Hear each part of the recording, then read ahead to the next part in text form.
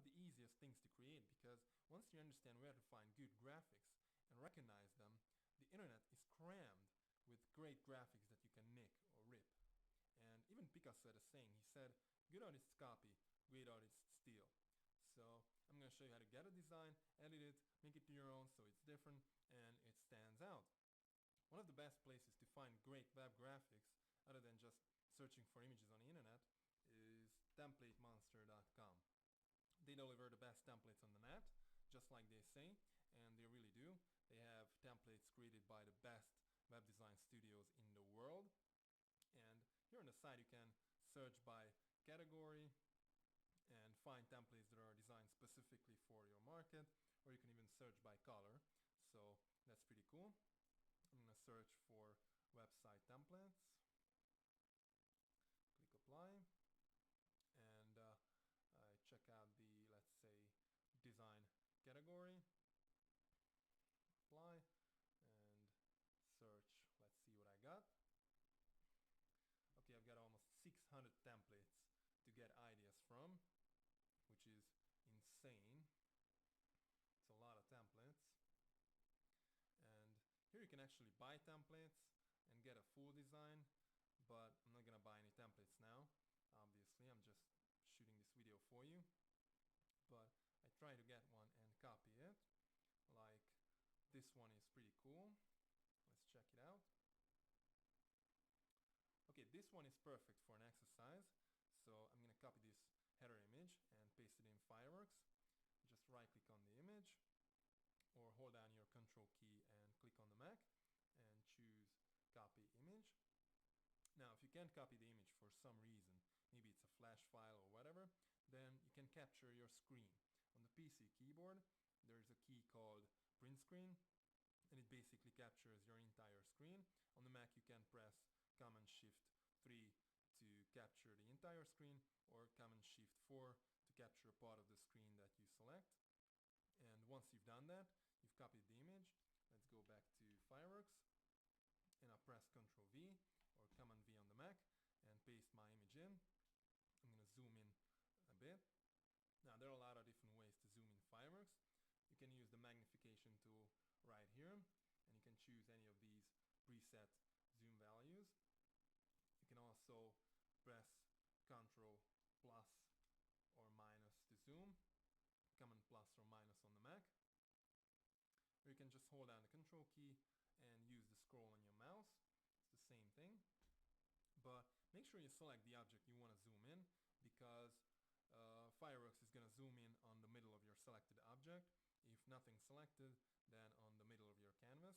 So make sure you select first and don't get lost in your canvas. But you can also use the zoom tool up here, or just press Z and click and drag over the area you want to zoom in. I'm going to zoom out a bit. Alright. Cool. And if you need some real estate, you can collapse your panels down to just icons by clicking this arrow up here. You can expand them back out by clicking again, or you can also press your tab key and hide or show all your panels and tools, or by pressing the F key a couple of times you can access the full screen mode, and these are pretty handy if you need some real estate. Now I'm gonna edit my image. First I'm gonna delete the lower part, and then I'm gonna get rid of this text, logo, and search field as well. But before you do anything, make sure you select your image first. Some designer had a saying. He said, to have an effect you must select, and it really applies to Fireworks. So I grab my pointer tool, select my image, and then I grab my marquee tool and select the area I want to delete.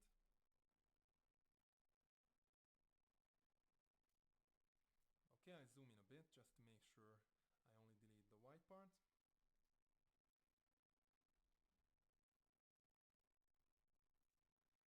I can move my selection using the arrow keys on my keyboard. I can move 10 pixels if I hold down the shift key. Or if I hold down the spacebar, I can scroll on my canvas using the mouse. And also, if I hold down the shift key, I can add to my current selection. Or if I hold down the alt key, Mac, I can get rid of the selection. Also, there are many different types of selection tools, like marquee tool, oval marquee tool. I have lasso tool, polygon lasso tool, and a magic wand tool as well. So you can use any of them, but my selection is fine. So I just press my delete key and delete the lower part. Cool. I press escape to deselect, or if it doesn't work, I just right click and choose deselect. Okay, I'm gonna zoom out a bit. I'm gonna select my image, zoom out, and now I'm gonna get rid of the text and logo and search field. But before I start editing my image, I create a copy of it and keep an original version just in case. So I hold down my Alt key or Option key on the Mac and click the image, grab a copy and drag it over here. Okay, I zoom in and I get my rubber stamp tool. The way rubber stamp tool works is it samples pixels from a location and copies them into the area you want to fix. Let me show you. If I hold down my Alt key and click once, I select the location I want to sample pixels from, and once I let go my Alt key and click again, I copy pixels into that area. See, I can just edit my image, but make sure you're locating an area that's got similar coloration, brightness and detail. Fortunately, I don't have to worry about it since my image has pretty much the same coloration all over it. But I'm going to change the brush size to 50, and I also change the edge to the minimum because I don't need it. You can also change the opacity.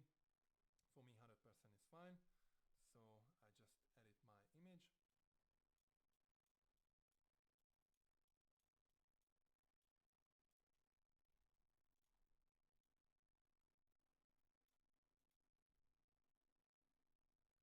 Okay, it's all gone. I grab my pointer tool, select my image, and down here at the properties panel, I can see the actual size of my image. It's 970 pixels wide and 165 pixels high. And it's pretty cool because the ideal header image is somewhere between 800 and 1000 pixels wide, but I'm going to resize it just a bit. I want to constrain proportions, so I turn this on. And now I change the size to 950 pixels wide. As you can see, the height also changed proportionally. And actually I want to make it even lower, but I don't care about proportions now since I don't have anything special on my image.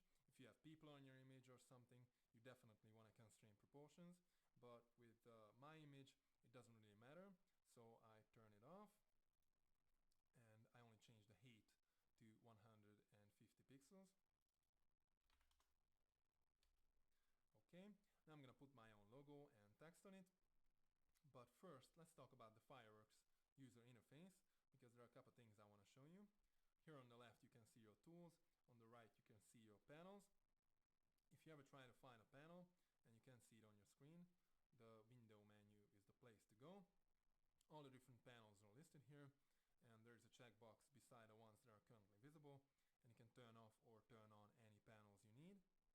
You can also float panels, like I can grab a panel and just drag it out of the canvas. I can move it around and I can move it back over to its group. There you go. One panel I want to point out for you is the layers panel. Layers help you organize your objects, and any Fireworks document, even if it's a brand new file you've just created, is going to have at the very least a web layer and content layers. The web layer is where web objects are stored, things like slices, where you optimize and export your images for the web. We're going to talk about that later. The content layers are where you store all your visual elements, your images, your texts, and all those different things that are in there. Inside my content layer, which is called layer 1, you can see my two images. I can double click on the layer and rename it. I'm going to call it header. And here at the bottom I can create a new layer sublayer, or I can delete any selected layer or object. You can also turn off an object or a layer so I can't see it. Turn it back on.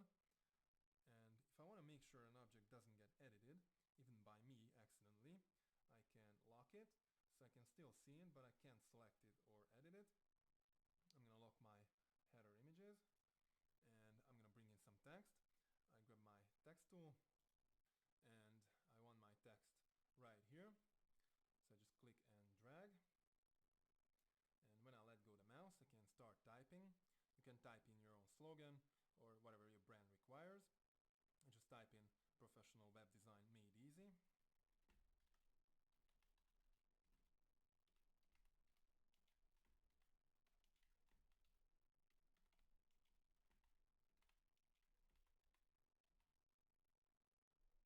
Okay, I grab my pointer tool, select my text, and I zoom out a bit. And I change the font family to Impact. Font size will be 35 pixels. And I change the color. I can pick a color here. I can use my color picker, or I can pick any color from the screen. And I pick the color from my original image. And I like the color range, but I want to make it brighter. So I'm just going to adjust it a little bit and make it brighter. Okay. Actually, I go back for a second. You can also experiment with fill options. I'm not going to do that now. So just click away. And here you find all your basic text editing stuffs. You can change the color of the stroke to red, for example. You can change it back to transparent. And you can change the horizontal scale. You can bold your text. You can change the opacity, the blend mode, and you can add light filters. I'm going to add a drop shadow light filter. Sorry, you can't see it. Shadow and glow, and drop shadow. I can edit it. I can change the color of my shadow. I can change the distance. I can change the opacity, the softness, and the angle. And if I click away, I can see my filter right here. I can turn it off. I can turn it on. I can double click it and edit it, or I can add even more filters, or I can just select it and delete it by clicking this minus icon. And the cool thing is, you can experiment with filters as much as you want without affecting your actual object. I mean, you can always go back and edit your filters or even delete them. So filters are cool. I use them a lot. But you can also apply styles to your objects, and I'll show you how to do that in a second. I'll just make a copy of my text real quick, because once you apply a style to an object, it's very difficult to get rid of it. It's not like filters, it's more than that. So I hold down my Alt key or Option key on the Mac and click on my text and drag a copy over here. Okay, I go to my styles panel, and here you can see a lot of different style families. I'm going to check out my wood styles, and I'm going to choose this one.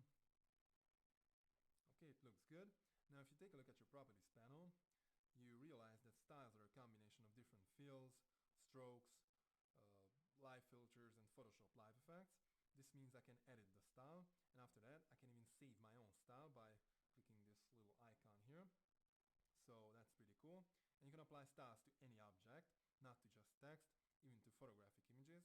So keep that in mind. Okay, I delete my white text, and I reposition this one. Okay, now I'm going to create some background for my website. Grab my rectangle tool, and I just create a rectangle right here. Okay, there's an overlap, so I go to my layers panel and I change the order of my objects. I move my rectangle to the bottom.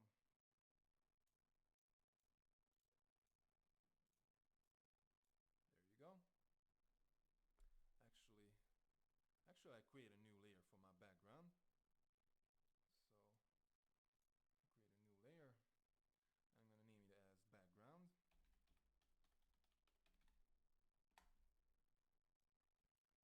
And I grab my background rectangle and drag it over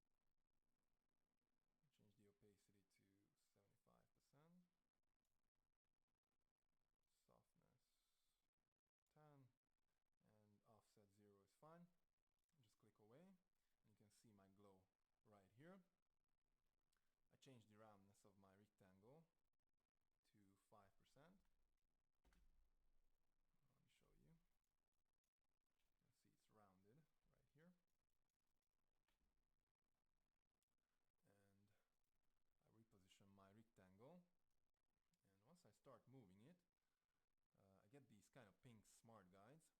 By default they are turned on, and what they do is they help you align objects based on the position of other objects on your canvas. So based on the position of my header image, I align center. Okay, I look my rectangle, and I get my zoom tool and zoom into this area.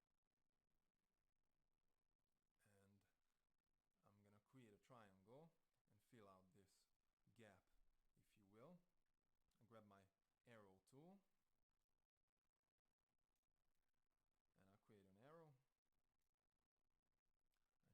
change the color to gray. I change the size to 100 pixels wide and 50 pixels high. Okay, sometimes when you resize vector objects, you get this little anti-alias edge. If you want to get rid of it, you can either change the edge to hard down here at the properties panel, or you can go to your modify menu and choose snap to pixel. It's going to handle that for you, but I'm not going to do that. I just reposition my arrow using my arrow keys, and if I hold down my shift key, I can move 10 pixels on the canvas. I zoom in a bit.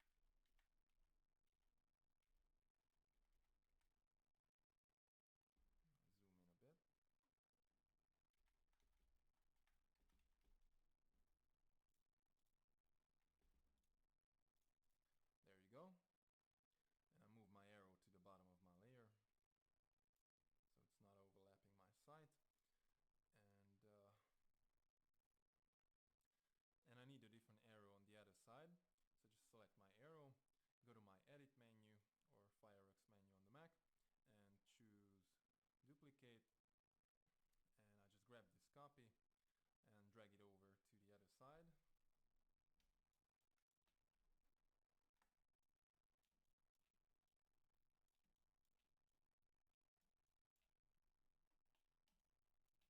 Okay, I have to flip this arrow. I can do it using my scale tool and just rotate manually, or I can go to my modify menu,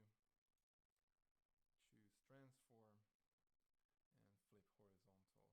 There you go. I just reposition it.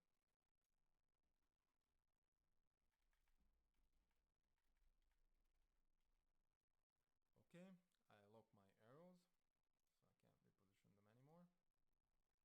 And I'm gonna create some background for my website, like right here. So I grab my rectangle tool and I create a large rectangle. I move it to the bottom of my background layer.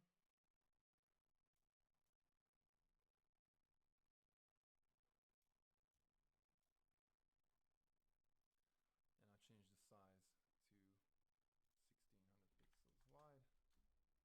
pixels high. I reposition it to the top of my header image, and I change the color to gray. Okay, I get rid of my texture. I don't know why it's here anyway. Cool, no stroke. And I want my background to fade from gray up the top down to white down here at the bottom. So I'm gonna apply a mask to my rectangle. I go to my comments menu and choose creative auto vector mask, and I want to go from solid to transparent. So this one is cool. I click apply and I have a fancy fading background. Actually it looks kind of weird because my canvas is transparent and I can see the checkerboard underneath it. So I select my canvas and I'm going to change the canvas color to white. Okay, I'm going to edit my mask. I go to my layers panel and here you can see the mask applied to my rectangle. If I click on it, I can edit it. You can see a line here appeared. This is the actual fading. I can move it around. I can change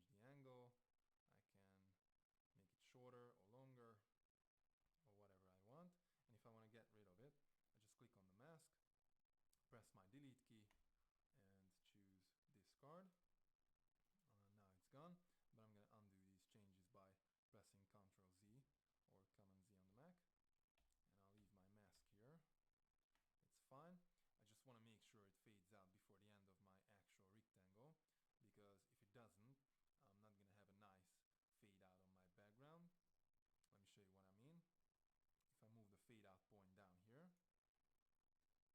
You can see there is no fade out at the bottom, and it's not nice at all. So I move it back up.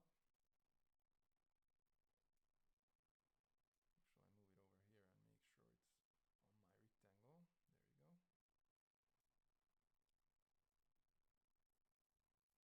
There you go. And the starting point is fine. So I just lock my background rectangle. I just deselect it and lock it. Good. I lock my rectangle, and I'm going to create some logo using vector objects. You already know vector objects. Text is a vector object, rectangle is a vector object, and unlike bitmap objects, which are made of a bunch of pixels, vectors are more of a mathematical formula that describes an object's size, the color it's filling the object, and also the stroke around the object.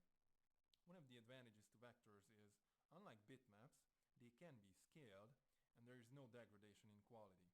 I mean, you can resize a vector object significantly, and there is no image quality breakdown whatsoever.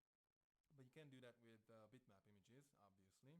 Like this image I got from Template Monster. This is a bitmap image, and like any photographic image, it's made of a bunch of pixels, and if I started scaling it, sooner or later I could see the pixels, and it would be fuzzy, so I can't make it any larger than it is. I can make it smaller, but I can't make it any larger. So that's the difference between vectors and bitmaps. And now I'm going to show you how to work with vectors. I grab my pen tool, and the way pen tool works, you can create two different types of lines. You can create straight lines or curved lines. To create a straight line, I simply click once to get the pen started, and then I just drag across. If I click again, I can change direction, so I can move down, for example. If I hold down the Shift key, I can create horizontal or vertical lines. And if I want to add some curves, I click and drag, and when I drag, I get a curve. If I let go of the mouse, I can move further in my design, and I'm maintaining the curve. So I can click again and create a different curve, or if I need a straight line, I just click this point and create a straight line. And I go all the way back to the beginning, and when I get back to the beginning, I can click one more time and close the path. You don't have to do it, but you can. And I can change the color of my stroke, for example. I can make it thicker, and I can even change the fill color.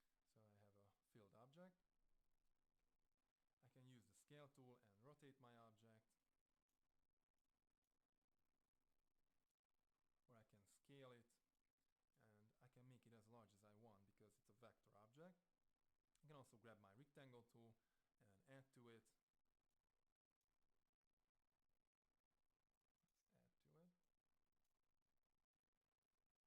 Let's add to it. I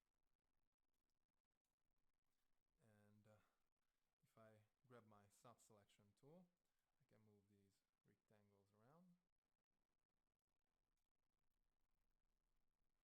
Also, I can get my freeform tool and form my object.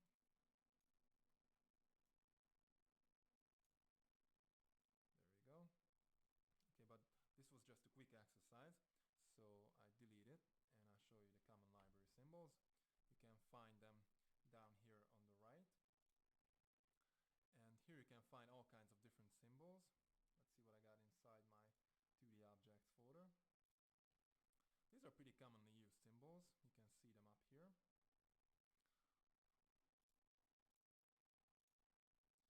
Let's say I want to use these gears for my logo. I just grab it and drag it onto my canvas. And make sure it's inside my header layer. It is. So it's cool. And symbols are vector objects, so you can make them as large as you want without image quality breakdown. I'm not gonna do that, but I want to apply some style to it. Like this one, or maybe this one. This one is cool. Now, if you create your own logo for yourself, make it as simple as possible. The best brands in the world, like Nike or Apple, they all have a simple logo. So make your logo as simple as possible. Okay, So here's my website, and if I want to see my site with text on it, I can bring in some text. But if I don't want to type, I can go to my Commons menu and choose text and Lorem Ipsum or whatever. And this brings in some text for me, and I can format it, and I can create a perfect prototype. Okay, I just wanted to show you this. I delete it now, and I'm going to show you how to create buttons. I grab my rectangle tool, and I create a rectangle. I change the size to 240 pixels wide and like 60 pixels high. I change the roundness to, let's say, 60 pixels. And I also change the color. And I want to use the best possible color for my order button, which is actually yellow. I don't know why, but it's been tested, and yellow buttons get the most clicks. So I choose yellow. I grab my text tool, and I'm going to create some text. I type in add to cart.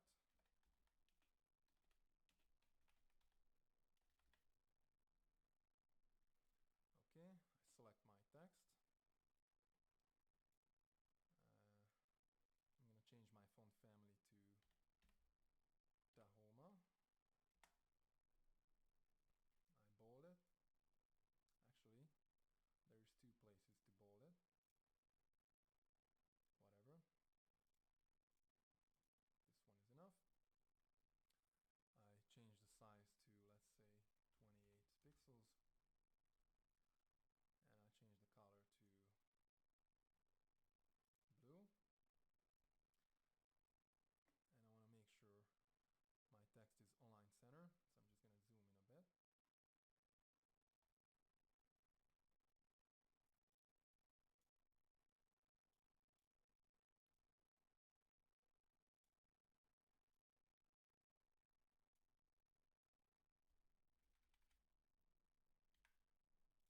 Okay, now I select my rectangle. I go to my Commons menu, Creative, Auto Vector Mask, and I choose a fading. This one, click Apply. I'm just going to adjust it a little bit.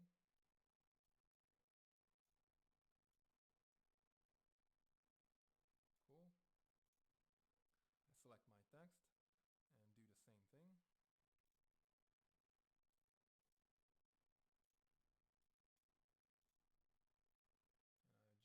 And I adjust my mask. Cool. And I want to create some reflection for my button. So I select my rectangle, go to my Edit menu or Fireworks menu on the Mac, and choose Duplicate. I move the copy right here. I change the color to gray.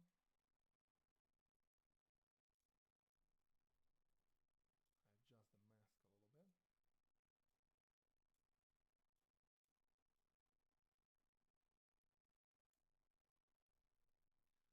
Okay, I have a nice reflecting button, but I'm going to create a few more because I want to show you all the different ways to create your buttons. So I select my button, the whole thing, hold down my Alt key or Option key on the Mac, and drag a copy over here. Okay, I delete the reflecting part. I also delete the mask. Choose discard.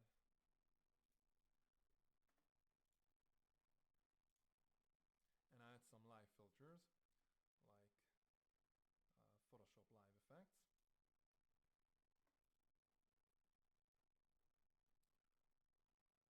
Let's try gradient overlay. I change the opacity to, let's say,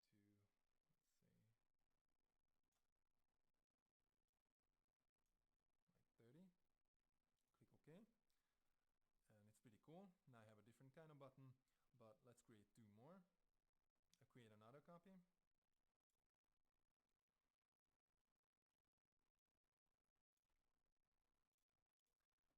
And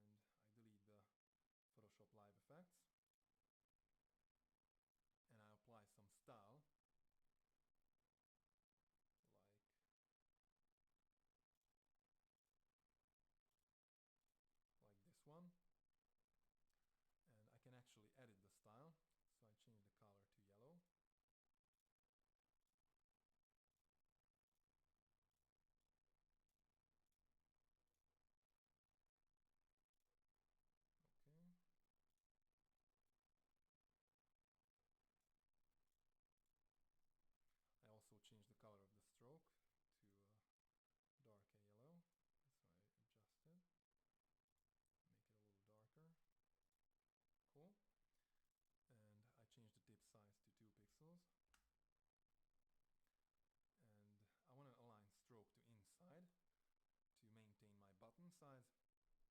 Good. I create one more button. I go to my common library. And actually I have a buttons folder with some buttons. But I go to my HTML folder. And I got a button here, for example this Mac button. I grab it and drag it onto my canvas. Okay, I'm gonna change the label. So I go to my symbol properties panel, and here I can change the label. I type in add to cart.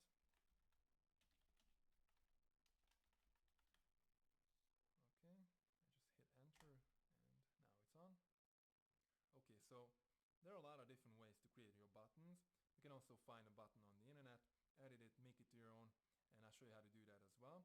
But I'll show you that on a check mark, not on a button, because I need a check mark as well. So I go to Google and I typed in check mark, and I search for images, and I need a good quality image, so I check large. Okay, let's see what I got.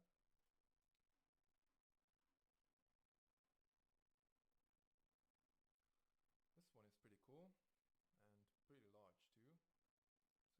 So I just click on it. And it's a great quality image, not fuzzy at all. So just right click on the image or hold down your control key and click on the Mac and choose copy image. I go back to Fireworks and I just paste it in by pressing Ctrl V or Command V on the Mac. Okay, I select the image and I zoom out and move it over here to the right. And this is a large image, but I want to edit it first and I resize it after editing, so my editing will be much more difficult to spot. I hope it makes sense to you, but that's how great designers think. So I edit it first.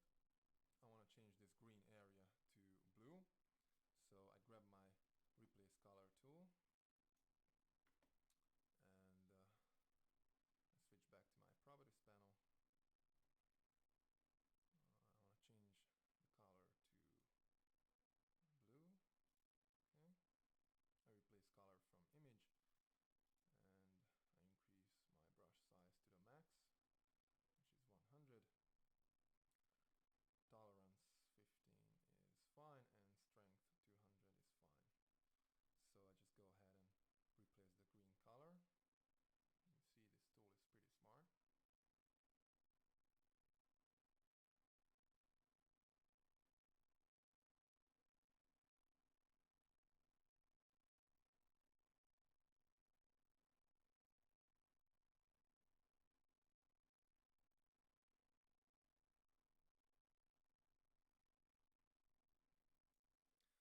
Alright, even if my tool is pretty smart, I replaced the color inside my check mark as well.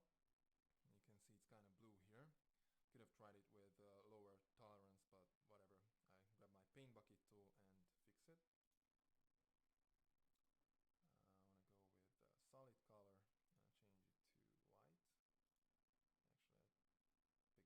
Actually, I pick the color here, even if it's white, I want the same exact color. And now I just click on this blue area. It's gone. There's another one. Click on it as well. Okay, it's all gone. But if I zoom in a bit, I can see some blue pixels on my check mark. So I get my brush tool and get rid of them. Okay, change my brush color and brush size, let's say 18 is fine.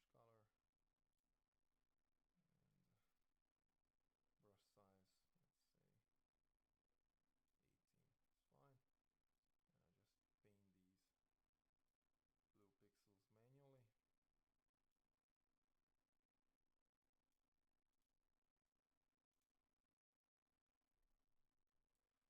Okay, good. I zoom out.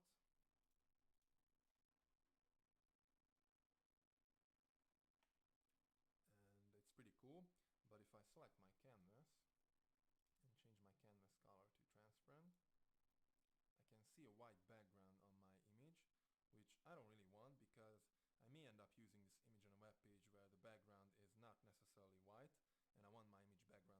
transparent. So I select my image and I grab my magic wand tool and I select the white background. Now once I've selected it, I can change tolerance and see how it affects my selection.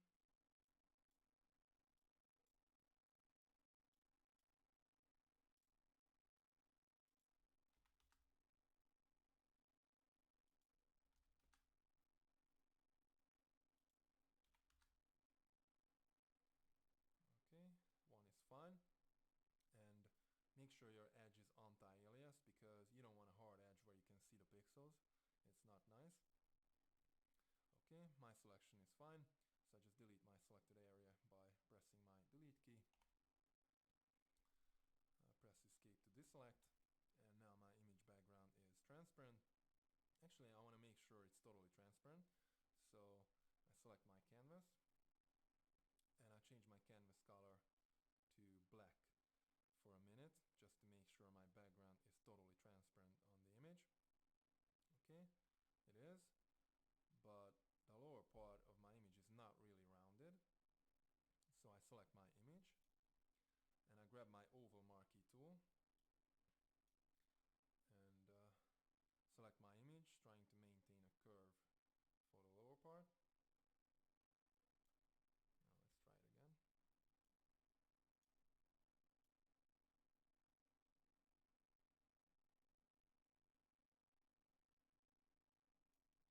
There you go. I can move my selection using my arrow keys on my keyboard. Okay, and I want to delete the outside part of my selection. So I go to my select menu and choose select inverse. Now the outside part of my image is selected, and before I delete it, I want to make sure my edge is anti-alias. Okay, it is. So I press my delete key and now it's perfect. And I'm going to reduce the size anyway, so I just press escape to deselect. I select my image, turn on constraint proportions, and I change the size to, let's say, 36 pixels wide. And now it's pretty small. Okay, I click on my canvas and change the canvas color back to transparent. And I'm going to create a brand new layer to organize my objects. So I go to my layers panel. Actually, I collapse my common library panel down.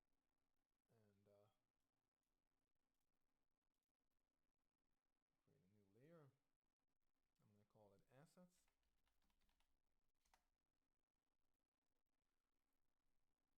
And I want to move my check mark and all my buttons inside my assets layer.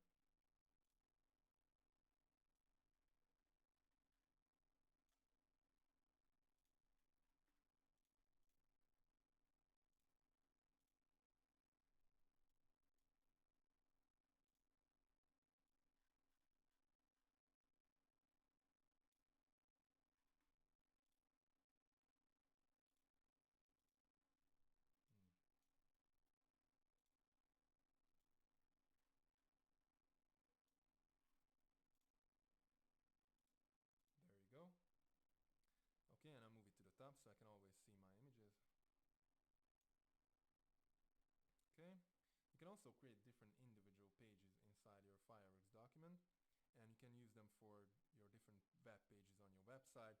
Like you can create a page for your index.html, another one for your contact us.html, and so on. And if you have a lot of pages but you have some content that is the same on every page, like your background for example, you can set a page as master page, and the master page content shows up on every page, so you don't have to store your background on every page. Just put it on the master page, and if you change it, it automatically updates on every page. So that's pretty cool. But honestly, I don't really use it because I never prototyped my website in Fireworks. For me, I don't know why, but I think it's a waste of time. It's probably good for web designers who create a website every week. I don't, so I just try to put together my graphics as quickly as possible, and then I work with Dreamweaver. Same thing with the states. States are part of creating animated images and interactive markups. You can create different states of an image and export it to animated GIF format, and it's great but the best websites in the world don't have animated images at all. But you can also create rollover effects using the state, and I'm going to show you how to do that as well. But I'll show you that in Dreamweaver, not in Fireworks, because it's much better to do that in Dreamweaver. Okay, I have all the graphics I need for my website, so I'm just going to export single images for the web. I switch back to my layers panel, and I grab my slice tool, and I just create a slice, starting out with my header image.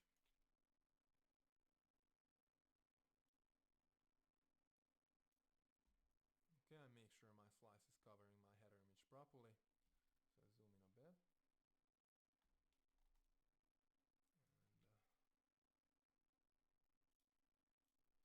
Select my slice, and I can resize it, but I think it's fine.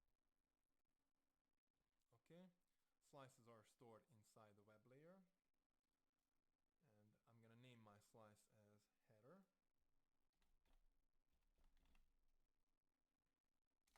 And I use lowercase letters only because this is gonna be the actual file name, and I export it for the web. I just optimize my image. I go to my optimize panel, and I want to export it to PNG24 format. And you probably know JPEG is the most popular format on the web, and JPEG really is a good choice for photographic images, but it doesn't handle solid colors that well. Use JPEG for photographic images, it's great, but use PNG24 for web graphics or PNG32 for web graphics that have a transparent background. My header image has no transparent background, so I go with PNG24, and I export the image. I just right click on my slice, or control click on the Mac, and choose export selected slice. Okay, I need a folder for my website images inside my actual site folder, so I create a new folder, and I'm going to name it as images.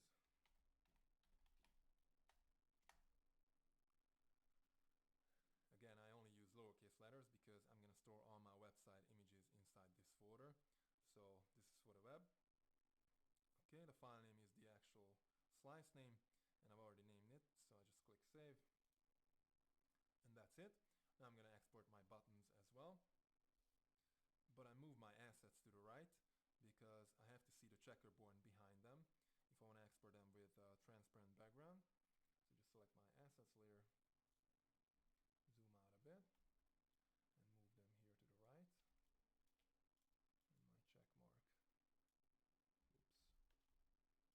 And my check mark, and my check mark right here. Zoom in, and now instead of using my slice tool, I just select one of my buttons, like this one. Right click on my mouse, or control click on the Mac, and choose insert rectangular slice.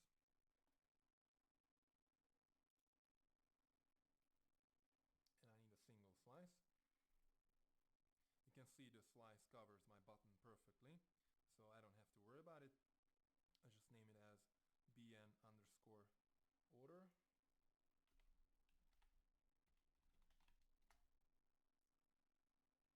BN stands for button, and if you have a lot of buttons, it's pretty useful to tag them. Okay, I export it to PNG32 format because I need it to have a transparent background, like right here. But if you want to export your image with a transparent background, make sure your canvas is transparent as well, and you can see the checkerboard behind your image. My canvas is transparent, so I just right click on the slice, or control click on the Mac, and choose export selected slice.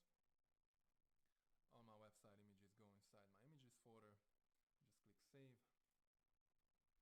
and one button is enough. I export my check mark, I select it, right click on my mouse, or control click on the Mac, and choose insert rectangular slice. I'm going to name it as check mark.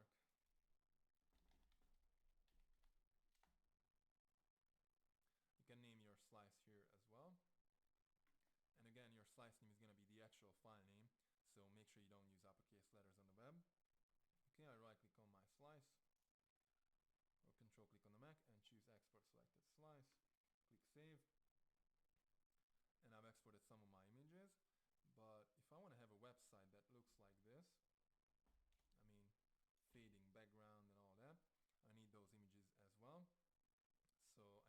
slice tool, and I create a slice for my background, starting from the top.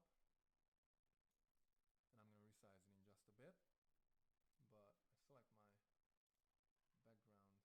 rectangle to see that it's 600 pixels high. So I need a 600 pixels high slice. I go back, select my slice, and I make it 600 pixels high. And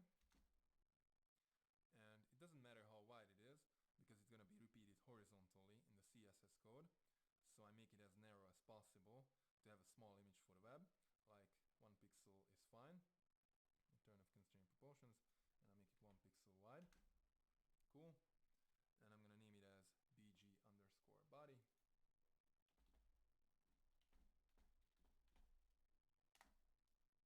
BG stands for background, and body because it's going to be the background of my body in the CSS code.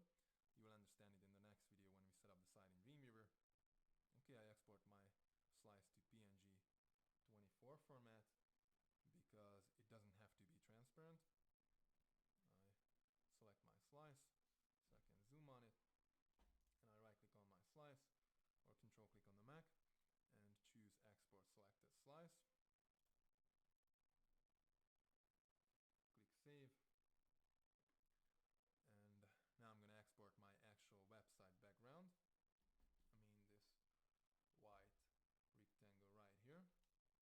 So I create a new slice, and it has to be exactly as wide as my header image, and my header image is 950 pixels wide. So I need a 950 pixels wide slice, but these red lines can help me out.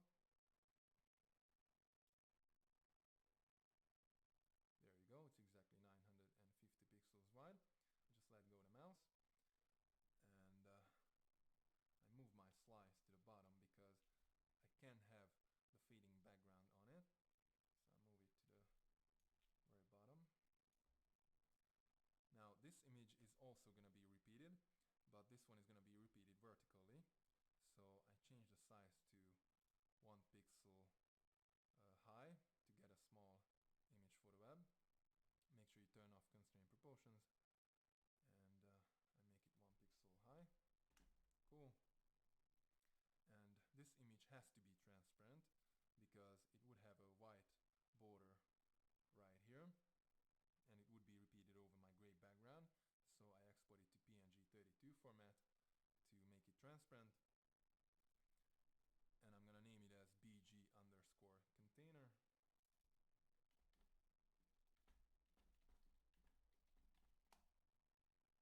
It's gonna be the background of my container layer on my website. Again, you will understand it in the next video when we set up the site in Dreamweaver. Now I just export it, select it so I can zoom on it, right click on my slice or control click on the Mac and export selected slice, click save, and that's it. Zoom out, and I want a rounded corner like this down here at the bottom for my website, so I create a new slice which also has to be 950 pixels wide, just like my header image. So I make it 950 pixels wide. I'll let go my mouse, and I make it 120 pixels high. Just reposition it, and I'm gonna name it as bg_footer.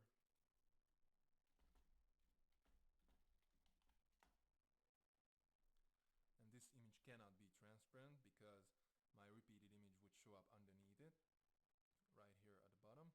So I export it to PNG 24 format. Okay, I right click on my slice, export selected slice, and click save. And the last piece of the puzzle is the header part. I create a new slice.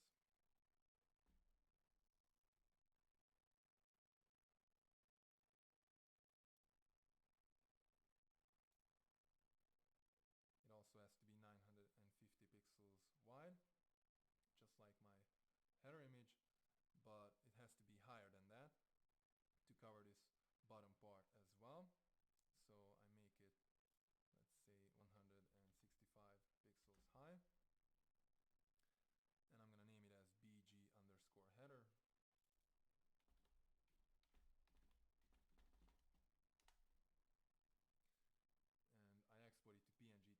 format because it cannot be transparent.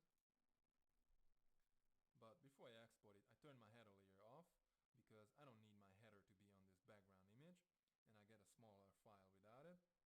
So I just turn my header layer off.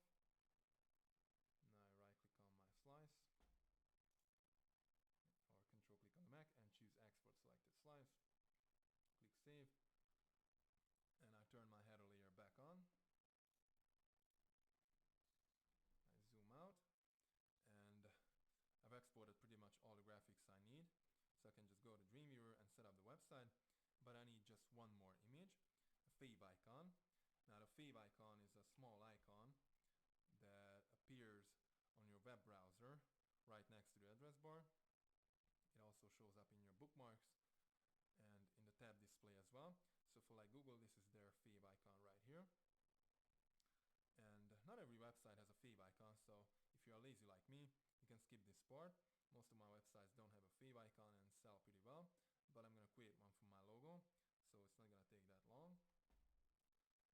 I just turn on my web layer, and I grab a copy of my logo, and hold down my Alt key, and drag a copy over here, because I need it to have a transparent background. Now the fave icon has to be a 32 pixels wide and 32 pixels high image. So I create a new slice, and I make it exactly 32 pixels high and 32 pixels wide. Just resize it. There you go. Let's zoom in a bit. Okay, I turn my slice off for a second.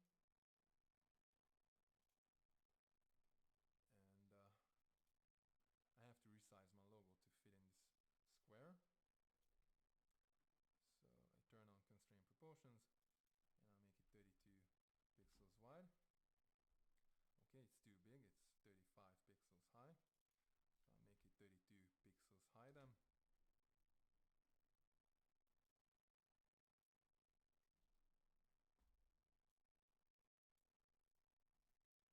Still too big, so I make it 30 pixels high. Let's see.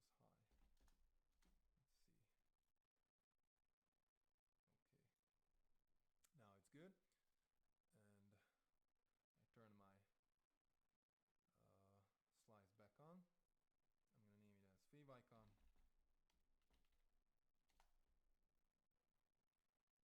And I export it to PNG 32 format because I want it to have a transparent background.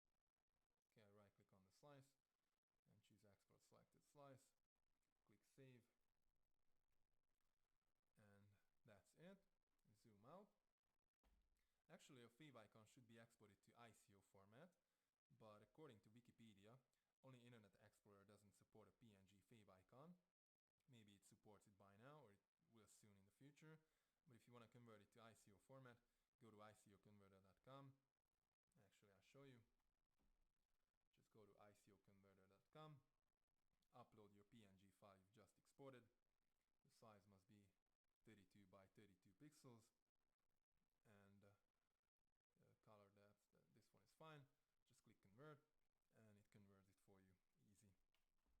So now I have all the images I need for my website. I hope you enjoyed this video, and I'll see you in the next video, and I'll show you how to set up your website in Dreamweaver. Bye.